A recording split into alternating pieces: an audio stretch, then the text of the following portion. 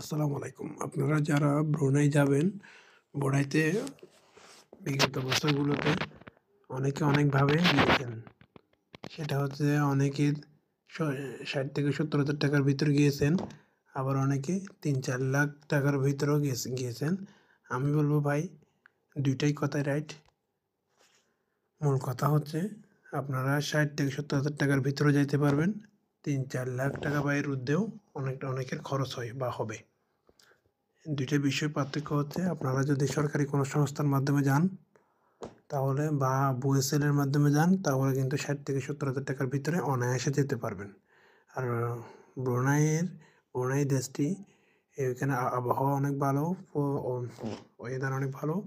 আর এখানে স্যালারিও অনেকটা মানসম্মত ইউরোপের অন্যান্য দেশের তুলনায়। খারাপ না, ঠিক আছে? আরেকটা বিষয় হচ্ছে যে আপনি যারা ৩-৪ লাখ টাকা খরচ করে যাচ্ছে এরা কীভাবে যাচ্ছে? ঠিক আছে? এরা হচ্ছে যে আপনি ভাই দেখেন আপনি যদি কোনো একটা এজেন্সির মাধ্যমে যান তাহলে ৩-৪ লাখ টাকা না ৫-৬ লাখ টাকার ঊর্ধ্বেও খরচ হতে পারে। কোনো একটা এজেন্সির মাধ্যমে গেলে আছে রিক্রুটিং লাইসেন্সের কোনো একটা এজেন্সির মাধ্যমে গেলে আপনার ৫-৬ লাখ টাকার উপরেও খরচ হতে পারে। সেক্ষেত্রে ৩-৪ লাখ টাকা তো কিছু না।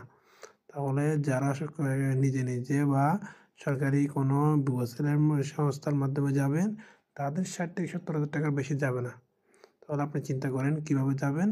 নিজে যদি এটা চেষ্টা করেন তাহলে আপনার জন্য ভালো হবে। ঠিক আছে? ধন্যবাদ।